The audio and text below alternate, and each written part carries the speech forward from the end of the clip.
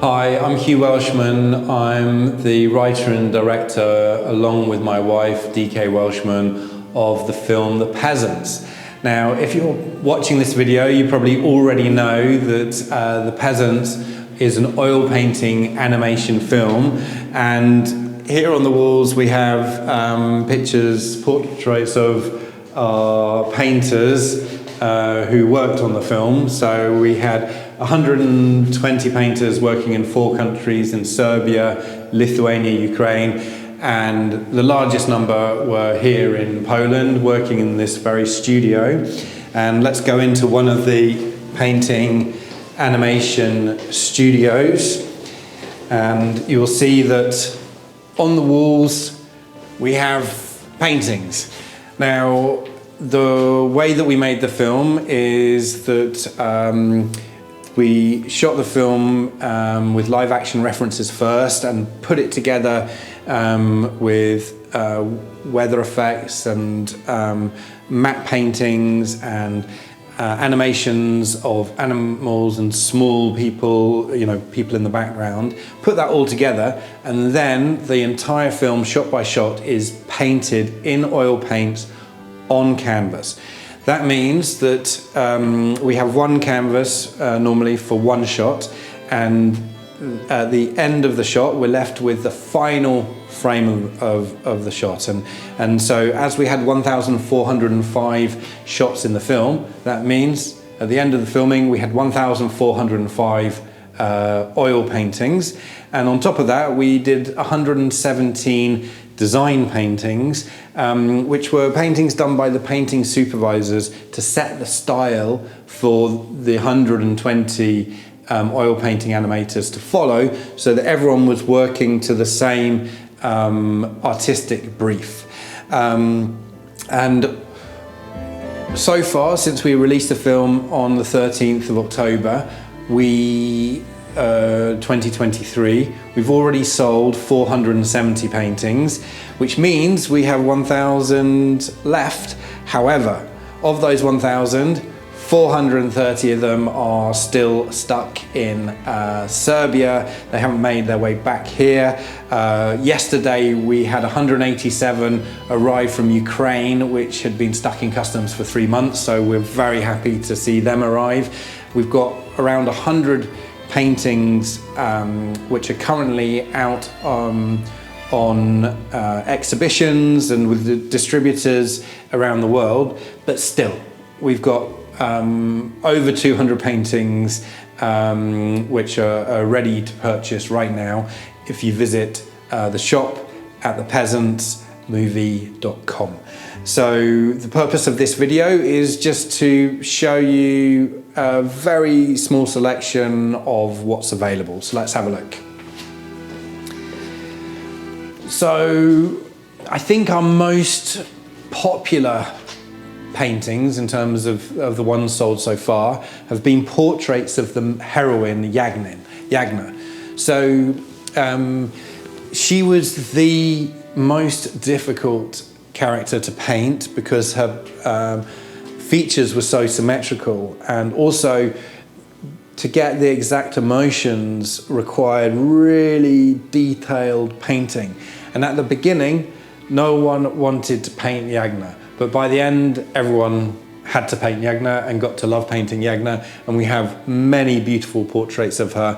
In particular, I'm going to just highlight this one by Alexandra Młynarska. So she was a painter who really managed to find an animation technique which was fast and beautiful.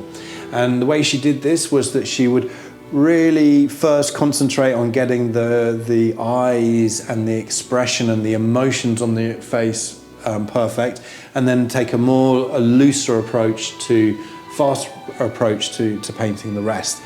This is at a key dramatic point in the film. Spring is turning to summer. Yagna is lying out at night under the stars by the pond in the middle of the village, just reflecting on the tough and tumultuous events that have overtaken her life in this previous year. And Alexandra beautifully captures that strength and that deep thought, and a little bit of fear, I think. So this is really a beautiful portrait. Yagna was certainly not the only character in the film. We have lots of other great lead characters. We have Borinna, the patriarch. We have his aggressive son, Antek, vying for more power in the village. And this is an amazing portrait by Weronika Adamska, another Polish painter. And here you can see Antek contemplating, rage is starting to boil within him against his father. The out of focus background provides a wonderful backdrop to this beautiful portrait where the emotions are so vividly captured. And so yeah, here we have portraits of Borinna, of Hanka, of Kowal. So lots of beautiful portraits. Now, with this film, we were in the visual style was inspired by Polish realists and young Poland movement painters, and realism, European realism more widely, but particularly Polish realism and particularly the Polish young Poland movement. And one painter, a Polish realist, Józef Chomorski, more than any other, was the stylistic inspiration, particularly for the landscapes in our film.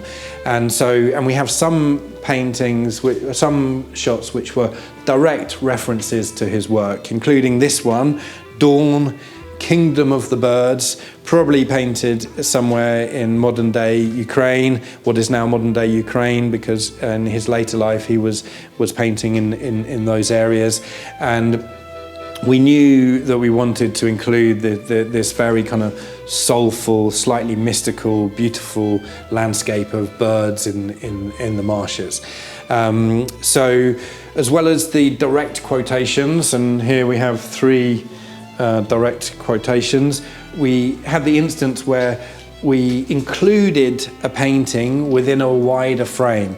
So this one by Ukrainian painter Herzen, so when painted in Ukraine at our Ukrainian studio, has actually got Bees in Ukraine, which is a painting by Stanislavski, the young Poland movement painter Stanislavski, and we managed to put a reference to his work in the background of this nice portrait of Yagna. So, and then another instance where it's not actually quoting any particular painting, but is very much inspired by a painter. So Julian Fałat was a young Poland movement painter who is most famous for his winter landscape, these big, expansive winter landscapes. And so pretty much every winter landscape in our film is based upon his work, including this one by Lena Mishina, who I believe did a few winter paintings for us. So she herself became a bit of a specialist in the winter paintings. So let's move on to the wedding.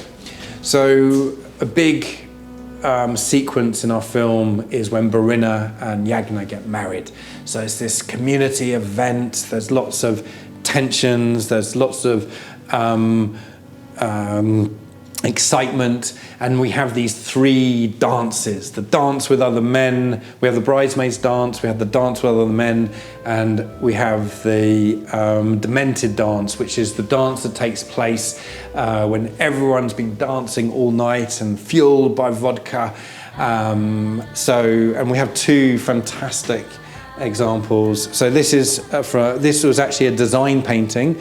So this is one that didn't appear in the film, but it was painted as a reference for all other painters who were painting this scene. It was done by Małgorzata Kuźnik, one of our painting supervisors, and she did more design paintings than any other painting supervisor. So she did 26 design paintings. This is one of her finest, and we loved it so much we actually made it the poster for the film. So this is the most expensive painting of all because it became our poster. Above that we have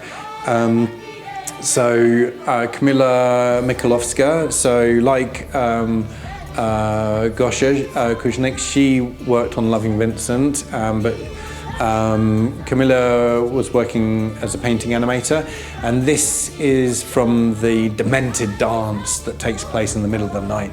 There's lots of moving camera, lots of bodies flashing past the frame, and so there's lots of kinetic energy and it's slightly surreal, like everything's blurring into night and hours of dancing. And I love this one that Jagna's kind of dancing, twirling in her own world as everything's going on around her. Dancing was very important in our film. We had the 3 dances in the wedding, and we also had another 3 dances.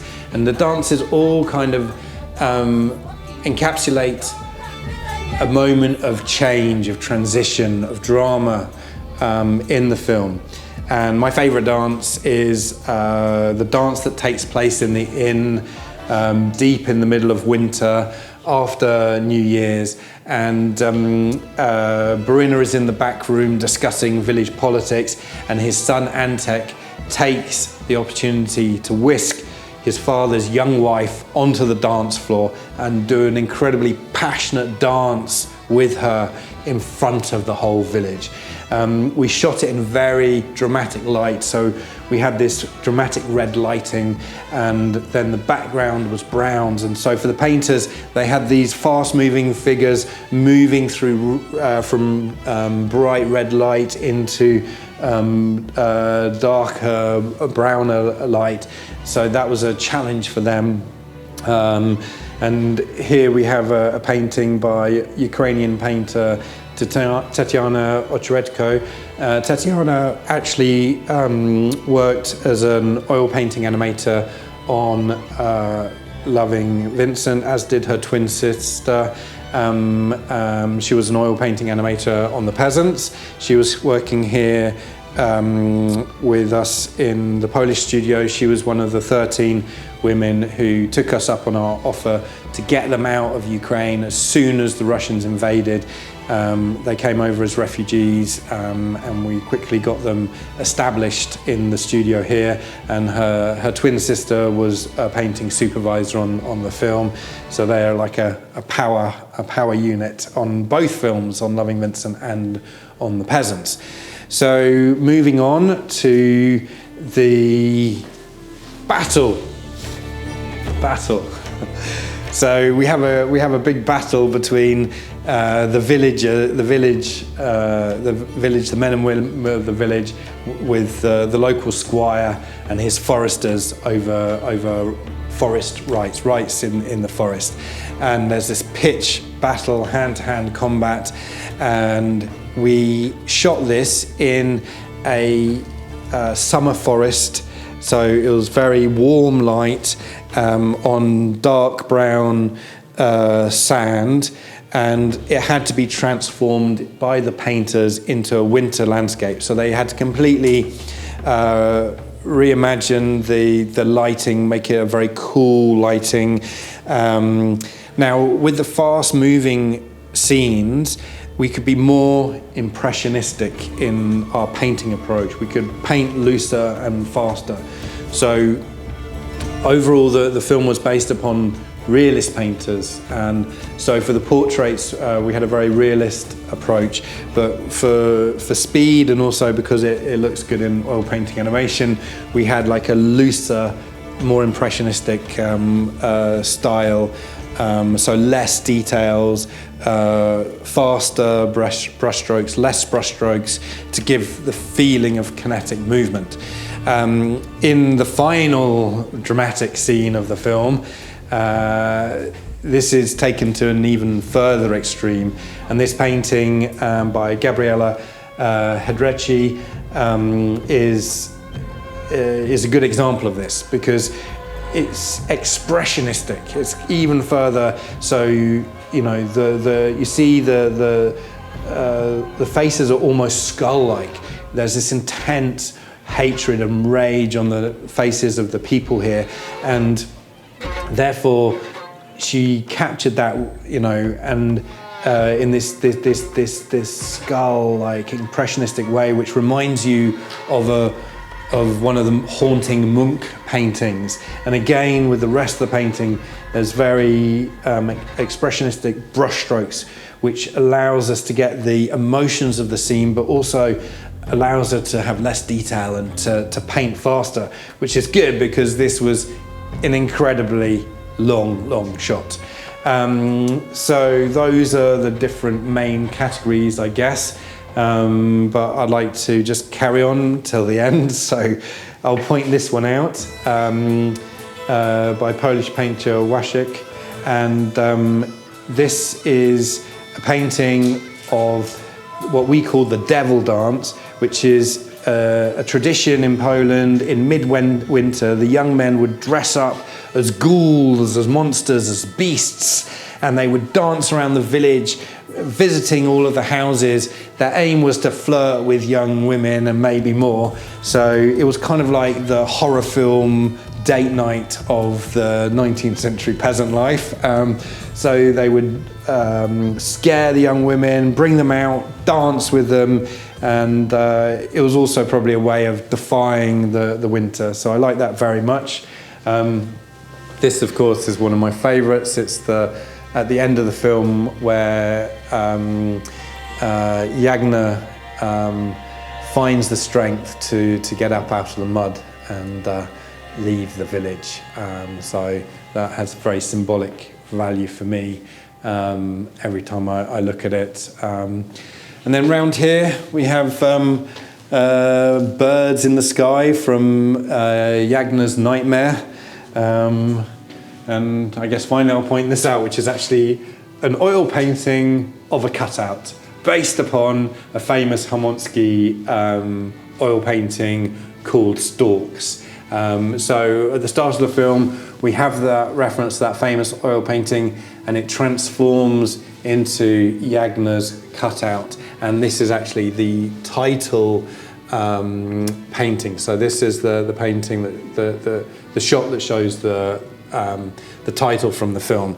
So please do visit the shop. I'd much rather that these were living and being appreciated on people's walls than being on our walls, because we got like more than enough, or even worse, being in our storeroom, which is where the ones which aren't sold will be destined to go. So visit the shop at thepeasantsmovie.com and see if there's something to your budget and to your taste.